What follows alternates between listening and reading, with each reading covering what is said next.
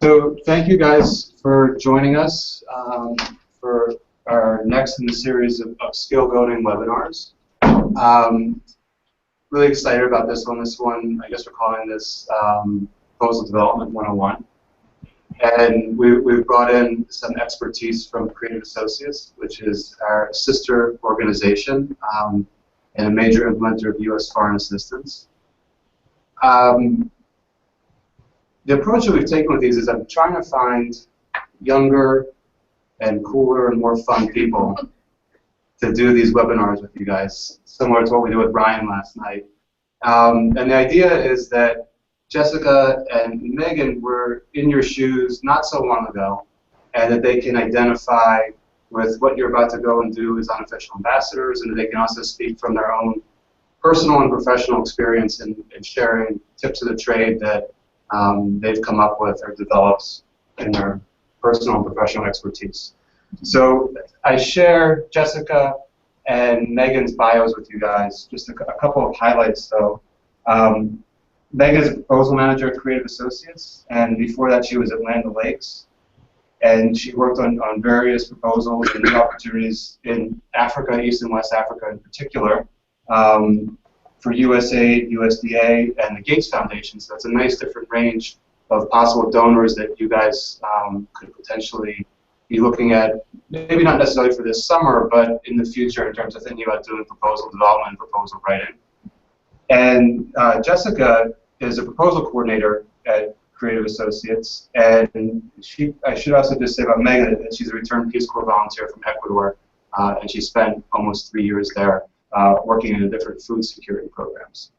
And with Jessica, Jessica is a proposal coordinator at Creative Associates, and she has previous experience in the Dominican Republic working on girls' education in Africa in particular, and working with a small NGO in Malawi.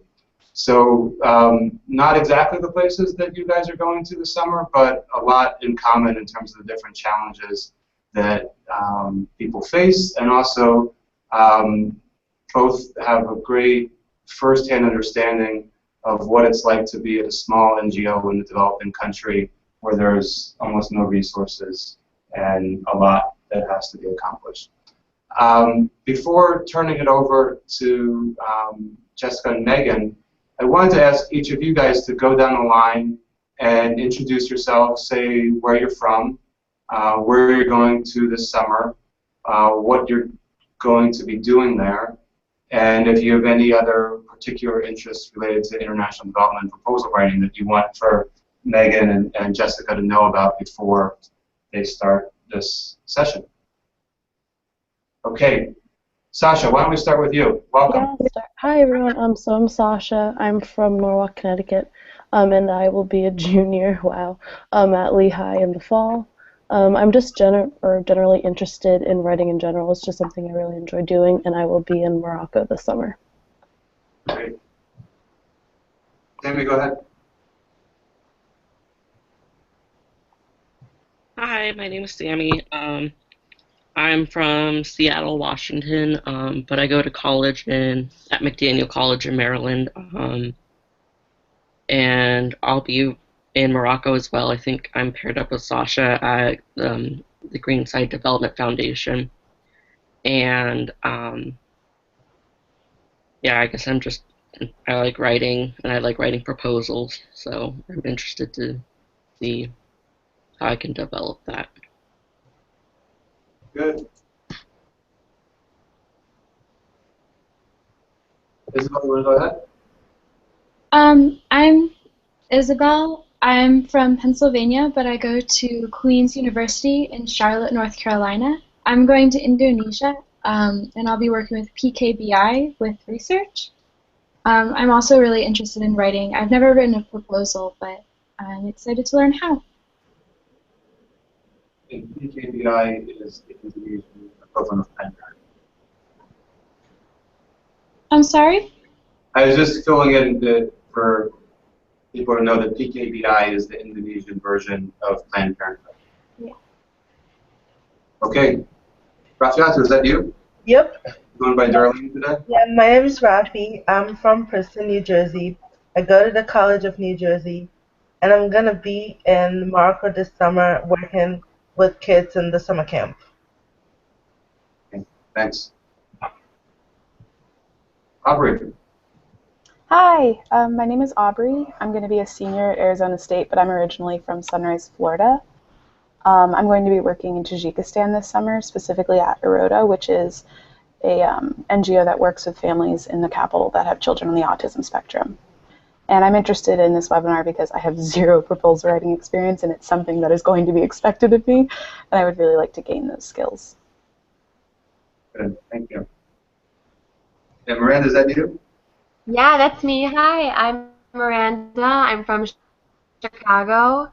I'm going to take a gap year and then I'll be a freshman at American University in fall of 2017. And I think I'll be with Rafi at the Children's Summer Camp in Morocco at the Zuma Youth Center. And I'm also interested in learning about kind of buzzwords that you would use in a proposal, or things that kind of make a proposal stand out and are special. Okay, thank you. Does everybody have the PowerPoint that I sent out a couple hours ago? Yeah. Super. Yes. Well, thanks, guys. We're excited to hear where you guys are all going to be spending your summers. It makes me want to hop on a plane and go somewhere, that's for sure. So we've gone through sort of the introductions of ourselves, and was great to hear from all of you guys as well. So I think we'll go on the introduction slide right into sort of these overarching questions about sort of our ideas of development and a little bit about creative. And then we'll go into some hopefully specific tips and info that'll help you guys out. Yeah. And we'll take notes throughout the process. And if somebody mentioned buzzwords, and I immediately thought of a good resource. So please do feel free to just jump in and ask questions. This is definitely for you. And we put together what we thought would be beneficial, but you have different experiences and different kind of baselines of knowledge that you're bringing in. So definitely ask us questions. Don't feel like you're rude if you cut us off. That's what we want. But under the introduction slide, we did write down some initial thoughts. The first is, what is international development? And that's probably something that's still being debated on many levels. But the following question is, how is creative structured? And that kind of feeds into, what is international development work? I know when I was an undergraduate at American University, I didn't exactly know every detail of what international development meant. I had my classes, and they were on rural development and digging irrigation ditches. And then when you get into an organization and your first job, they're like, well, we have to write proposals. And nobody ever taught me that in college, so it's a quick thing to pick up on. But creative is structured, as any major organization is, into, we have a finance department, so we have finance people, many of whom also have field experience in international development. We have an IT department, we have a technology department, and our biggest departments are our technical experts and our proposal team. Our technical experts are very, they're seasoned experts in economic growth, for example. They may have been in the foreign service for a number of years. They may have been chiefs of party heading up programs in different countries. And our proposal development department really takes the initiative to work with every different department that creative has to put together a budget, to think about innovative finance or technological aspects we could bring, such as GIS mapping or working with apps or things that are really cool and modern and show that we're different, which is something that you want to think about when you get into writing proposals. Is what really sets you apart from everybody else that's out there. And our proposal development department is responsible for getting the product out the door, making sure it's compliant and quality, and really touches on all the different departments. Yeah. Do you have anything to add? Yeah, my thought there, in when Meaghan was describing sort of how creative is structured, is sort of in my mind to say that as you guys, go through and complete school and think about getting a job, and if you're interested in this field, it's not all field work, and it's not all living in a rural village, and it's not all sort of in the trenches. So there's a lot of skills and a lot of sort of areas, both technical in the sense of, how to do literacy in sub-Saharan Africa, or how to promote, democracy and fair elections. So there's that technical, but there's also a lot of sort of supporting roles where you can support the mission and, feel like you're part of a mission-driven organization that isn't necessarily sort of that image that a lot of us have of, working on the ground or working in the field. So I guess, shall I go on to this last question? Sure. So how does this idea of grant writing or proposal development really fit into a company or an organization and in business development in general? So proposals are often a very small part of it. Writing is often a very small part of it. So we at Creative Associates focus primarily on USAID funding, so the Agency for International Development, and those are often large, cumbersome, large-scale, multi-year projects. A lot of what you guys might see this summer will be quite a bit different than that. And the process, while there are some similarities, there's also some differences in kind of what you'll encounter. So I think what we'll talk about in our slides have certainly a lot to do with the actual proposal or actual writing, but tries to give you a sense too of kind of the overall process of business development or, I guess fundraising or yeah, in a little bit of a broader sense. Okay, so I think we can go on to the next slide. Have you guys heard of this term, prospect research? Anyone? I see heads shaking. I see heads shaking. Okay, I hadn't either until I had an internship at an organization, very small NGO. It was actually, I was working here in DC, but they were doing a lot of grant writing and fundraising for their operations on the ground in Malawi. So that was my first sort of introduction to what this whole idea of prospect research is. And it might be something that you guys will encounter, even if your organizations don't call it that, they're probably doing some of it. So I wrote the definition, well, a definition down here. But it's really kind of the full process. So it's not just writing the grant and asking for the funds, but it's really the process of building relationships, making connections, looking for who else is granting in the areas of work where your organizations are working, who else is on the ground, what major foundations or funders or partners are out there. So it's a lot of legwork, or can be, but it is an important part of sort of this whole business development process, especially for smaller NGOs. So I'll let you read the definition otherwise separately, and this hyperlink here to donor research will probably provide additional kind of insights. So funding differences between sort of different donors, right? So you could look at government donors, what we call bilateral, right? So it's like, say, the US government giving money to an organization, or sometimes to a country. And that often has a lot of very rigorous sort of rules and regulations that can be very cumbersome, that's important to kind of know about if you are chasing that funding, because it can be quite complex. Versus sometimes foundations can also have their own processes and regulations, but sometimes are more flexible in, if your mission and theirs aligns, and you present a favorable project, they could give you grant funding or other types of resources that maybe don't have as much regulation or reporting requirements around it. So just keep that in mind when you do get on the ground and start to understand kind of the capabilities and resources of the organizations that you'll be embedded in, sort of that will impact, right, the type of funding that you might look for based on the degree of complexity or regulation around that funding. So that's something to keep in mind. My bullets here underneath foundations, the 990 tax form, if that's something you guys aren't yet familiar with, I would recommend looking at these links. I won't show you one or get into it right now because it can take a little bit of time. The 990 is basically the tax form that any NGO, any 501c3 NGO in the US is required to submit.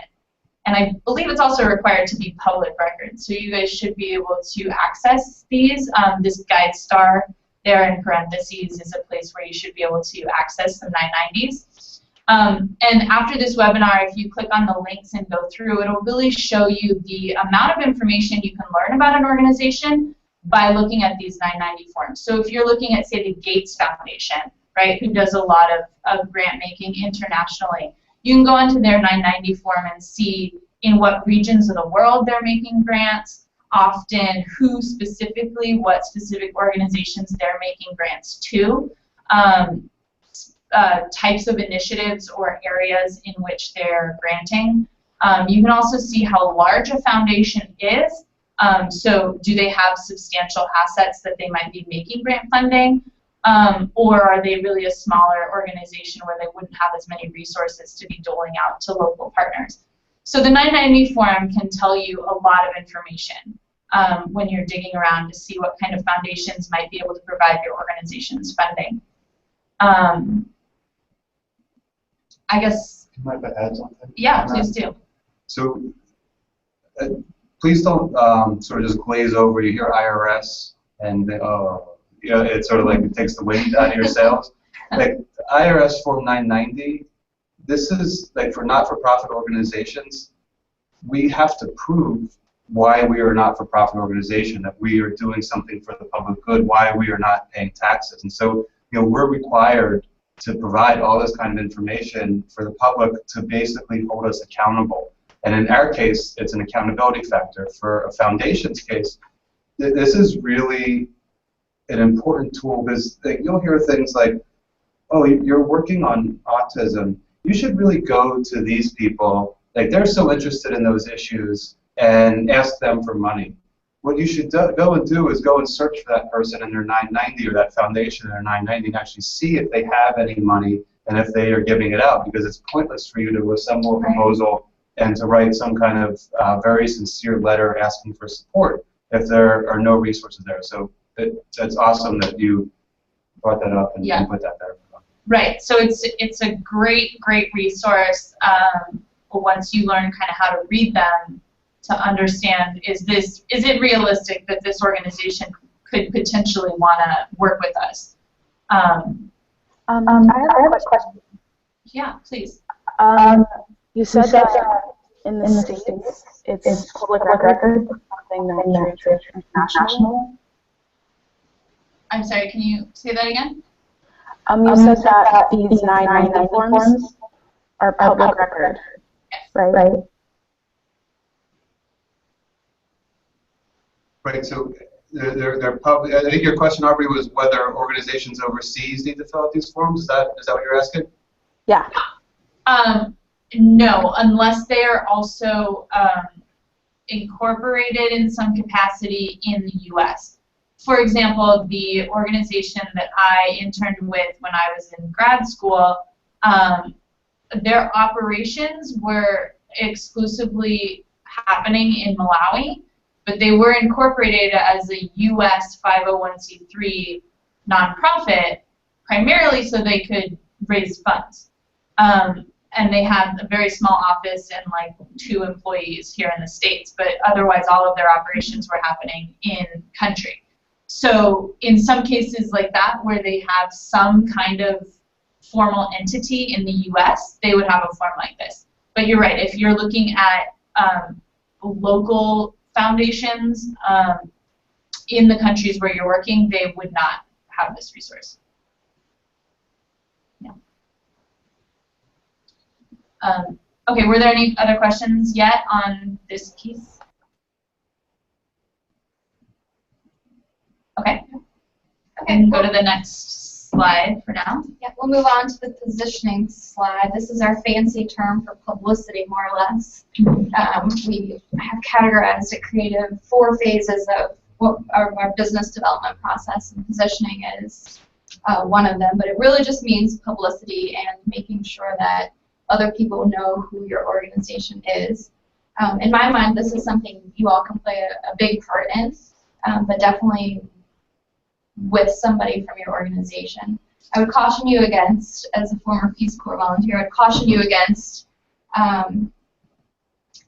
doing things all by yourself. You're there for a period of time, 6 to 8 weeks, and you have a lot of fresh energy and a lot of different perspectives that are definitely invaluable to your organizations. But at the end of the day, you're leaving, and so just consider everything that you do a teaching moment. Whether it's filling out forms, which seem completely mundane and simple, you never know. You never know what you're going to be faced with at these different organizations, and they may not have ever thought about the 990 form. So everything's a teaching moment, and you guys are definitely in the capacity to bring a lot of new perspectives.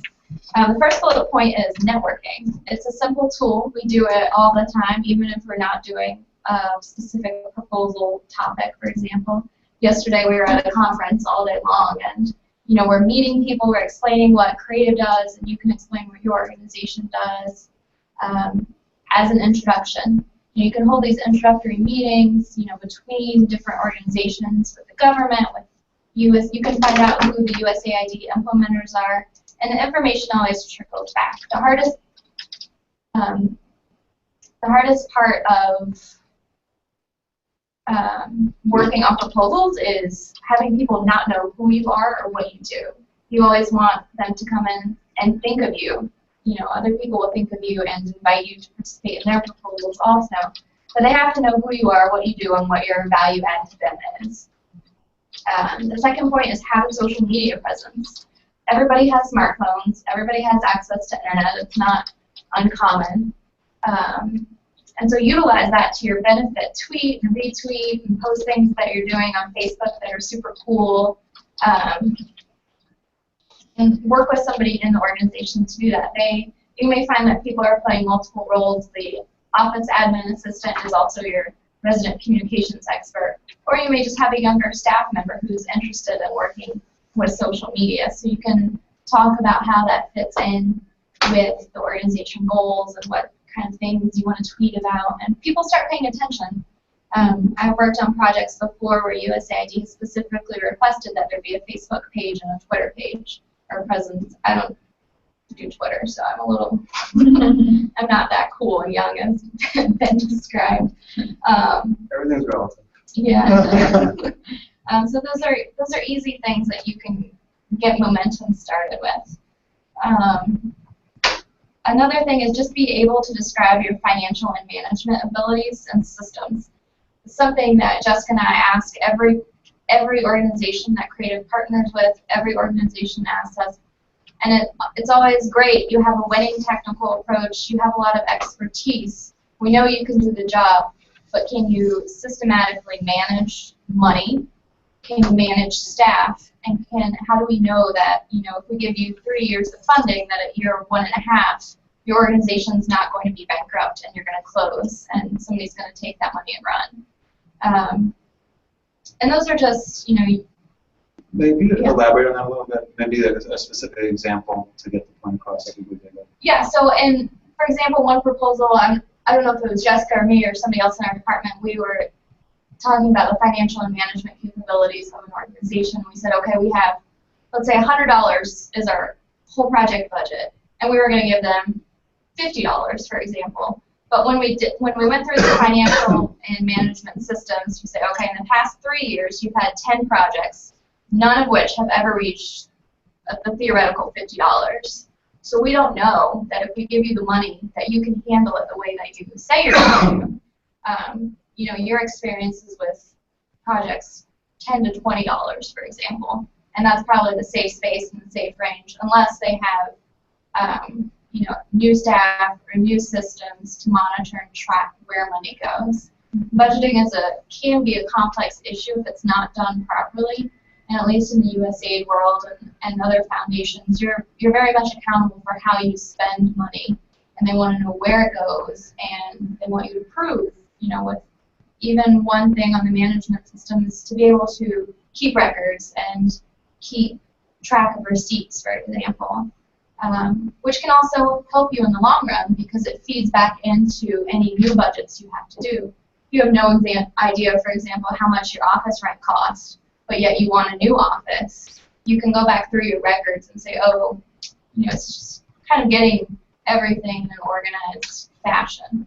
I'm not sure if that makes sense, or you want to add something before we go to questions. I would just say that all might sound pretty straightforward to you guys, but you will find that these organizations don't have records that we would think are very obvious. I guess I can't speak to them. I don't know all the organizations, of course, that you're going to, but as sort of a gross generalization, in my limited experience with very local NGOs, their record keeping is not something that we would expect, or that we would take for granted. So the idea of having structured, organized, standardized financial systems or financial books or records of, receipts or office rent or whatever, they might not have that. So I think that's what we're getting at when a foundation or a government USAID project is considering funding local organizations. They're looking not just at the great mission-driven work you do, but the systems that you have to support that mission-driven work, so that they can feel confident that their money is used appropriately, and that you're accountable to it all. Yeah, and it can be surprising. I think Creative and a lot of the bigger organizations have been pushed in this direction because USAID or U.S. government regulations, answer to Congress. So there's this continuing level of accountability that may not exist in other countries. And one recent example that came to mind when Jessica was speaking was that we just had a group of people in the Caribbean for a couple of weeks to do research on crime and violence prevention. And none of the police offices or the headquarters had data. They would have the number of murders written on a chalkboard, and that was as good as it got. And they didn't have data going back, even to last year. And these, it's 2016, and we have Excel, even if we don't all know how to use it. But it just wasn't, maybe they just hadn't ever been forced in, kind of guided in that direction to keep track of their data. You had a question in the chat box about not doing things by yourself. Right. Maybe if you could give an example of something, and this was related to positioning, and you're talking about Twitter and Facebook. Like, what would be an example of something not to do without getting the clearance of your supervisor or the leadership of the NGO? Yeah. So my favorite example of all time is also from Peace Corps. We had access to small grant fund in Peace Corps, maybe $3,000, and every volunteer could work with their assigned community organization to write a proposal. And one volunteer, it was all the rage, presented this great proposal for a composting type setup. It was going to be at the community center. It was going to do all these great things. They were going to end up selling the compost. It was a completely sustainable project. It came out later that this volunteer wrote the whole grant by himself, didn't consult any community representatives with the organization he worked with. The grant was awarded, so he got the money, bought the stuff, and then those materials just sat there for the next 2 years because nobody was invested in making that project happen because it wasn't their idea. And the secret rule of thumb with Peace Corps is you can have an idea, and it may be the composting, whatever idea, and it can be great. And you have to manipulate it in a way that the community thinks it's theirs and they take ownership because, if you can't do it all by yourself and you shouldn't feel like you have to, you're a great value add to your organization, but you don't want to do more harm than good, if that makes sense. And you also want whatever whatever you guys are able to do in the time that you're there, you want it to stick.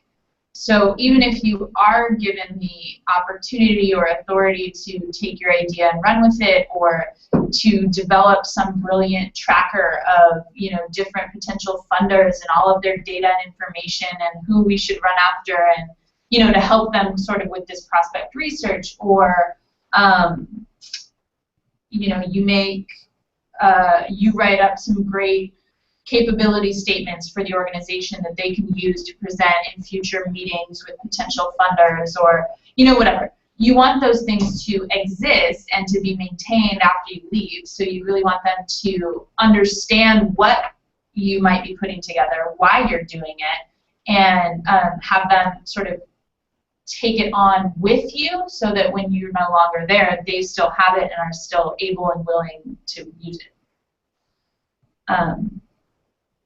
Yeah. Some just really quickly before we go on to the next slide, under this monitoring, funding, and competitive landscape, keep these questions in mind when you are thinking about writing grants or approaching funders, even before writing might happen. So this goes a little bit back to the prospect research we were talking about. Like, if you know who a similar organization or a competitive competing organization to you doing similar work, find out who they're getting funded by, and that would be a great potential funder for your organization. Similarly, what are the larger NGOs working in your space globally? And chances are that they subcontract or they grant to local organizations. For example, you know, Planned Parenthood, who's in Indonesia, right? One of you guys is going there. The sort of international Planned Parenthood probably has some sort of funding mechanism for their local counterparts. Similarly, I actually don't know this, but I know one of you guys is working with an autism organization. Look at Autism Speaks. Look at Special Olympics International. Those are large organizations that most likely have some sort of relationship locally, and can make in-kind grants, can make dollar, you know, monetary grants. So, you know, learn those types of things. And then finally on here, the USAID forecast, and again, the link will take you there. USAID presents quarterly a list of projected projects that they are anticipating. So this is a good way, if there's projects that look like they're in the field of expertise of the organizations or in the countries in which you guys are working, find out about those upcoming projects, and oftentimes large organizations like us will find local partners to sub-grant. So we receive a contract, and then we will issue a subcontract under that to local partners to help with our implementation. So we as creative associates don't go into the country and just do a multi-million-dollar 5-year project. We subcontract pieces of it to experts and local organizations. So that's also something to look at when you're thinking of where to find funding. And this gets back a little bit to your financial and management systems. If you guys are working in organizations that are a little bit less robust, if not an official subcontractor, which would be beholden to all the same gooky government regulations that we are, during implementation of a project, so not during the proposal phase, but after we won a contract, we often sub-grant. We have a pool of money to allow for making grants during implementation. So if you learn of projects that, you know, a Creative Associates or a Mercy Corps or RTI, yeah, or World Vision, anyway, these Save the Children, Plan International, if they're on the ground implementing projects, they might have a pool of money that they have set aside as well for local partners. So that's just another potential resource or area, right, of funding. Okay, we can go to the next slide. Are there questions? No? Okay. So the next two slides are on proposal writing. So it's a bit like proposal writing 103 now that you have all that background. Promotional. Yeah. Jessica, do you want to talk to the first 2 points? Yeah, so the proposal process. So when you're asking for money, I guess, if you have a great project that your organization is doing or looking to do and you're looking to resource it, there's a solicited proposal and there's often unsolicited proposals. A solicited proposal is, for example, USAID issues a request, an RFP, a request for proposal, and they lay out a scope of work that says we want to have X impact in this area, in this country over this period of time. This is what we want you to do. You know, how would you go about doing it? And they list out very explicit instructions on the format of your proposal, what order things have to be written in, how many personnel you have to have at the ready, what your budget ceiling is. Anyway, the point is it's very precise and very prescriptive, and you essentially follow the instructions to a T, in addition to writing very compellingly. And you submit it, and there's a very structured process for evaluating that proposal and issuing an award. An unsolicited proposal is much less structured and often isn't a full proposal in the sense that Meaghan and I normally think of a proposal. Often it can be a concept note, so it's maybe 5 or 6 pages rather than 20 pages, and it's laying out, our organization has great expertise in XYZ. We've been doing this great work since whenever. We've had these great results in our community, and this is a great program we would love to move forward. And so it's still written in sort of a business plan-ish kind of way, but it's a little bit more generalized. It's your concept. And sometimes that results in a solicited proposal. A funder will be like, wow, this sounds awesome. Can you give us more information? This is the structure we'd like, etc. Another type of sort of unsolicited is just a capabilities statement. So that's even shorter, often 2 pages, front and back, or 3. And saying, these are some of my organization's core programs, our major results, this is just what we're about. And that sometimes can be submitted along with a letter of intent, I forget what we call them. Anyway, some sort of cover letter, right, saying that you're interested in engaging with a funder, or asking them to meet with you or have a conversation with you about your capabilities, about your project. So it's a way to kind of open the door, start the conversation. Anyway, so solicited, very structured, you're approached, you're asked for it. Unsolicited are different sort of written tools to make direct asks, but also just to do that sort of positioning, right, and have conversations and open the door and let people know that you're out there and who you are and what you have to offer. Okay, so what do you write about in the proposal? Your proposal should be always viewed as a marketing document, something that you're selling to a client. You want to be very precise in your language. You don't want to use the flowery words. You don't want to sound like you're too great. So this is, we can go into that, I think, on the next slide, but the technical proposal is usually divided into 5 or 6 key areas. This is standard for the U.S. government. It's also similar to what you'll find from foundations and other clients. The first is an executive summary. That can be a page, it can be a paragraph. It just depends on what your page limits are that you're faced with. The technical approach is the meat of the document. It can be 3 pages, it can be 25 pages, it could go on and on and on.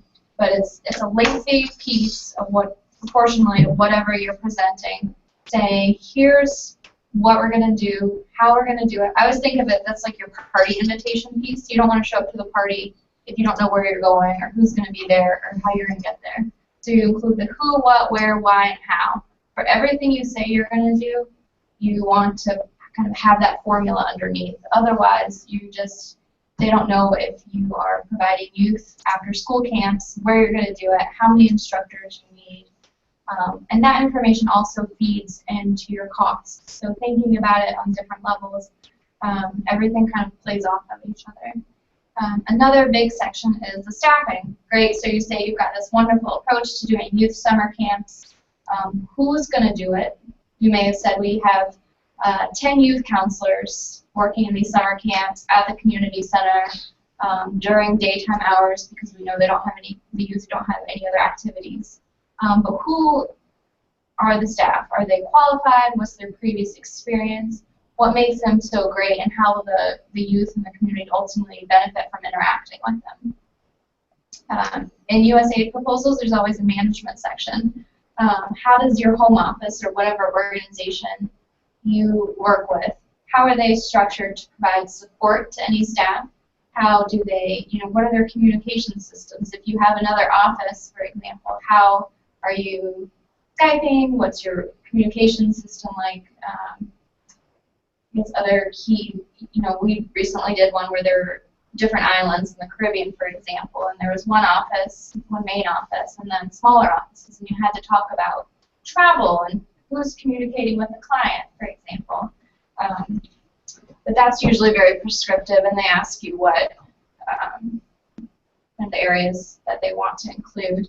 And the last is institutional capacity. This speaks, and Jessica mentioned this capability statement. So oftentimes, if you have those developed beforehand, it's really just saying, we're going to do youth camps because we know they work. We know they work because last summer we did youth camps in 10 different communities. We reached 3,000 children. This was the impact. So that's the part where you really say, we're great, we know it, and then other people know it because we can bring results to the client, for example. There's always a cost element. You have to cost out all your activities, whether it's a small summary budget for a concept note or a full detailed budget for everything that you've just written about in your proposal. Things you want to think about in the cost proposal are what are your staffing costs? Do your staff get salary increases? Do you pay for laptops for your staff? Kind of simple things, and some of that will feed into organizational policies about what each staff member gets. But then you can think about the activities cost. What does it cost for one kid to go to a summer camp, for example? Are you providing refreshments? Kind of that greater detail that there may be some flexibility when you get to actually doing the program, but things you want to think about so you aren't selling yourself short to the client. And you come across as really cheap when, for example, it's 10 times the cost because there hasn't been that research done. And one note I wanted to make specifically about foundations or smaller organizations that give grants, sometimes they don't cover operating costs, they'll just cover activity costs. So really, when you're doing your research about what each client or foundation or donor will fund, look through that before spending a ton of time saying that you want to do a certain activity but you don't have any space to do it. So they may provide for refreshments or books or whatnot for summer camps that they may not pay rent. So those are two things to, they kind of have to go in hand in hand, but are really important. Are there any questions? I went through that fast. I have a question about the institutional capacity. Okay. If you're trying to implement something and let's say this NGO specifically doesn't have a lot of experience doing something like that, what would you sort of back up with or how would you back up your plan? Like how would you back up that you had experience to do that in a proposal, or would it be based on like research of other programs initiating something similar and maybe following a similar model? Like, what would that look like logistically? Yeah, so your institutional capacity or your corporate capabilities write-up is specifically about your organization, what programs you've done. In the scoring, at least for USA, there's there's certain points assigned to each section. So you know that, for example, if you don't have a lot of past programs that you can write about, you need a really strong staffing section that these staff have a lot of experience they can bring to your organization, but not necessarily your organization can rise to the same level they are. And some of it is just saying, they may be very small examples. We did a week-long training. 10 people were reached. These are the results. So it's really about speaking to results that your organization brings. If they don't have it, there's always ways to speak to a hopeful result, I guess. Yeah, and I would say too,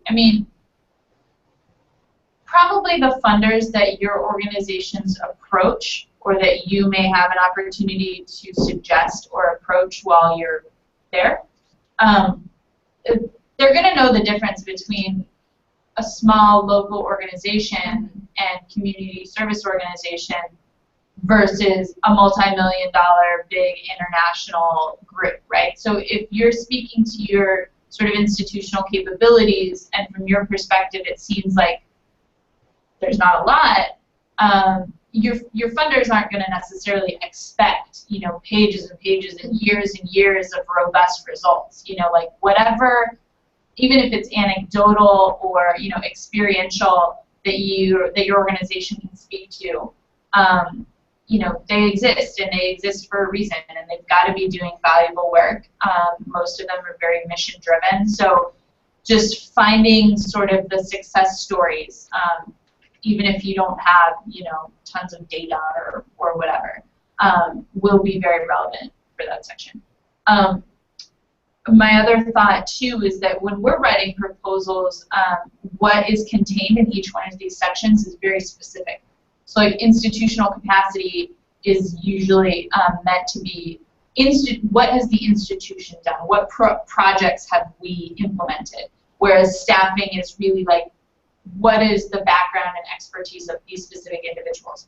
Well, some of the proposals you might encounter could be a little bit more flexible. That institutional capacity might include the individuals that you have working at that institution and the capabilities that they themselves bring. So you might find that these aren't always as specific and separate as we often have to approach them. Yeah, on this. One of the things is you look at this great outline, and you might be thinking about what's my value added to this process. And in a case where the organization where you're interning wants to apply to an opportunity where they don't have the core capacities to implement it, or the budget is like a $10 million budget to implement, what would maybe be the most perfect autism-related opportunity around, your value added might be in dissuading the organization from spending the time to submitting a proposal for this, because qualified proposals win. Like it's a highly competitive environment regardless of what the environment is. And just I've seen this at a grassroots level in a number of different places, the feeling of, well, we'll just submit something and maybe we'll get lucky. You're not going to get lucky. Someone is going to win it who's qualified to do it. And so a route to take could be to look around at what are the larger organizations that are going to apply to this and send them a letter of introduction of, we would love to be a sub in your bid. Yeah. And that could be a great role for any one of you to be doing. Yeah. It really would be. And that gets back to, yes, subbing on larger projects, being a subcontractor or sub-grantee is a great way to get involved in these projects and access to this funding without trying to go for a multi-million-dollar project all by yourselves. Yeah. And when you do reach out to organizations, these larger funders, I've received emails from local organizations that sometimes it's a very well thought out, nice email, sort of like almost like a cover letter to your resume, except you're doing it for an organization. But oftentimes it's short and sweet, and it's just a business email that says, we are X organization working in whatever country in this capacity, and we'd love to have a phone call with you guys. We'd love to tell you what we're doing because it looks like you're doing similar work. So it doesn't have to be very rigid and very formal all the time. So yeah, more often than not, it isn't. It's right. I'm Meaghan. I'm with Creative Associates. I'm here representing Creative Associates. We love to get together, have coffee, and most organizations are like, great, because they're also in the same situation. Every organization is a value add to one another if you can approach it the right way. So we have about 10 minutes. Okay. Yeah. I know. We have some slides that can be shortened at the end. Yeah. Well, I think this next slide, the second one on proposal writing, we've talked a lot about. So we maybe can gloss over it. Was there a couple bullets that you wanted to cover? Yeah, I can touch on this briefly. I know I mentioned a proposal is a marketing document. Think about the selling points versus the flowery language. When writing, in addition to your party invitation lists of things to include, one rule that proposal writers always go by is features, benefits, and proof. So think about what feature you're providing to the donor, whether it's a technical approach to summer camps, what the benefit is to them, why they would ultimately buy what you're selling, and the proof that you could do it, whether it's through staff or what your organization has done in the past. We talked about proposals, we talked about partnering strategies, subbing, and leading a proposal. And then I wrote down a few bullet points here about pre-work that you guys can actively do. It doesn't require a ton of institutional knowledge, but things you can really spearhead in your short time of your organization, such as writing the capability statements, or at least starting the research and making it a priority for organizations to keep track of it. Gathering staff bios and resumes. This is always important because people make up the organization and they're also a selling point, but oftentimes if you can't clearly present who they are, and we've seen tons of very poorly written CVs that would astonish you, and just really polishing and then having somebody look at him and say, oh, this guy's really great, I would love to have him do whatever, can be of a big benefit. If you do them in a consistent formatting across the organization. Document and create internal policies. This is one, how data is kept from other projects. This is how budget information is kept. This is even a policy on decision making, if it's a decision to pursue an opportunity or write a grant, or if it's a decision to just let it go and find the next one. Gathering quotes from people you've worked with. If, this 10-year-old girl said this was a life-changing experience, and here's why, and she's 15 now, and she's reflecting back. That's really something that qualitatively is very motivating and speaks to the good work that your organization can do. You can also create templates so everything is standardized and looks polished. You can also help develop strategies and goals. So these are our top 3 things for the organization that we want to look at moving forward, and here's ways that we're going to pursue it, whether it's through networking or Facebook or whatnot. So we can move to the next slides. This was just me trying to put a local spin on it. We talk at a high level about what USAID does and what some of these foundations do. I'm on the advisory board for the small nonprofit in Ecuador. It has a staff of 2 people, has 3 interns. They rely heavily on volunteers, and they also now have a Peace Corps volunteer working with them in addition to summer interns who come in.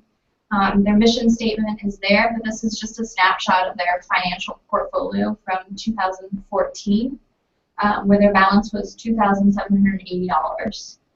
So you can look at, it's not a ton of money, but they have a system in place to keep track of what comes in and what goes out, which is a starting point. And you can see, they have volunteer housing, food and basic household items, but they have that breakdown there. And then on the next slide, you can see the example of the grants that they received. youth development, community development, and forest conservation are their 3 strategic priorities. And so they, in their record keeping, they keep track of what goes in, what goes out under those specific areas as a complement to their greater financial systems. And some of their grants were fairly small, $1,500 grant, but when you look at it as their financial balance being $2,000 at the end of the year, then it was a significant amount for them. Don't be prepared to work with millions and millions of dollars if your organization can't handle it. It might put them in a position for failure. So we have a slide here for discussion questions, but we also have maybe 3 minutes left. So yeah, and the very last slide is just some resources we thought of to help. Yeah. So the resource slide, I think we've gone through more or less what these links are through the course of the presentation. For the last couple of minutes, do you guys have any questions?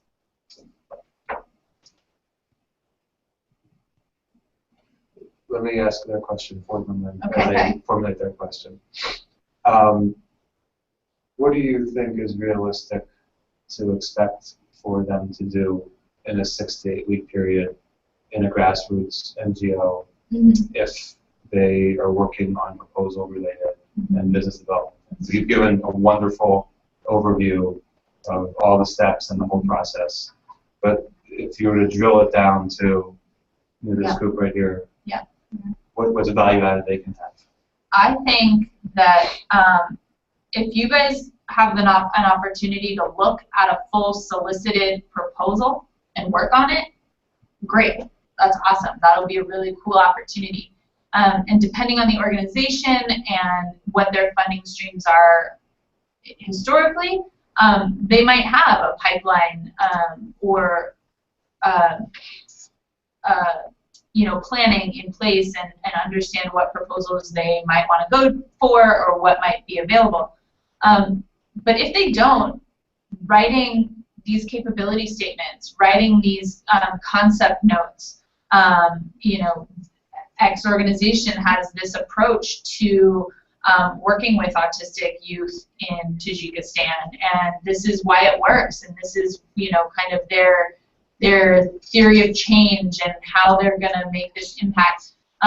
Writing those types of statements, if not responding to a specific opportunity for funding, will be a great, I think, for an organization to have that not fall back on, but to use when discussing their projects, when approaching other people, using it as a jumping off point to develop a fuller, longer proposal. I think those types of things would be very valuable to write and produce for and with them if they don't have it already. I think things like quotes, success stories, any results, like I mentioned, you might take for granted record keeping in the US, so collecting that kind of even qualitative examples, anecdotes, data that they can have at their fingertips to make their case when you or the organization later or together are writing a proposal, that would be really probably very valuable and beneficial to them. And I think or maybe standardizing some of this, some of the legwork. So everything I talked about regarding prospect research, it's likely that people in your organization are doing this in some capacity. Maybe they're even doing it well.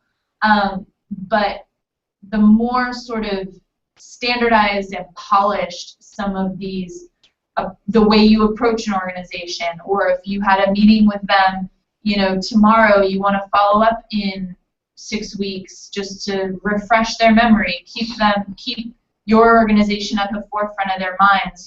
So kind of having a more standardized process to what they're likely already doing, because they're finding funding somehow. So understand how they're doing it now and how their process can maybe be accelerated or improved by your ideas or by standardization or whatever.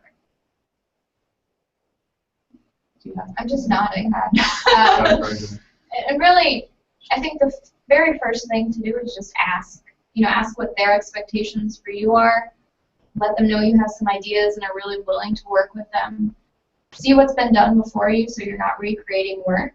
And then just, getting things done systematically, getting things done in a polished way, no matter what it is. Ultimately, this is a marketing effort for your organization, and you want it to be as cohesive as possible.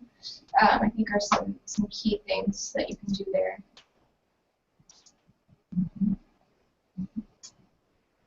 Okay, so we're out of time. I think that we could very easily have done a 201 as well. That was great. Thank you both very much for doing that.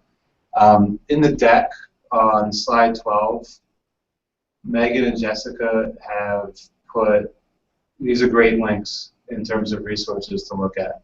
It's one of the reasons why we want to send out the deck rather than just show it as they were presenting. Also, very nicely that they've provided you guys with their email addresses, which I take as an open invitation to contact them with questions tomorrow, but also 2 months from now. If you find yourself in Indonesia and you're wondering, what do I do with this situation? I could really, you can always ask us, but it's good to get outside help as well, and also for you to build your professional networks beyond the immediate unofficial ambassadors group. So thank you guys. I think I'm going to see some of you later in the week with our blogging webinar with Kate Otto. I'm going to see others of you at our first class for the internship course. And for the Zanzibar and Indonesia folks, we're going to begin your sessions just in a few weeks. And for Morocco and Tajikistan, you guys are getting on the plane so soon. So, but please, let's thank Jessica and Meaghan for the presentation. That was great. Thank you. They're all clapping with their unit. We really appreciate it. Great, guys, have great trips this summer. Safe travels. We're jealous. I'm very jealous. Okay, bye guys. Bye. Thank you, Yanda.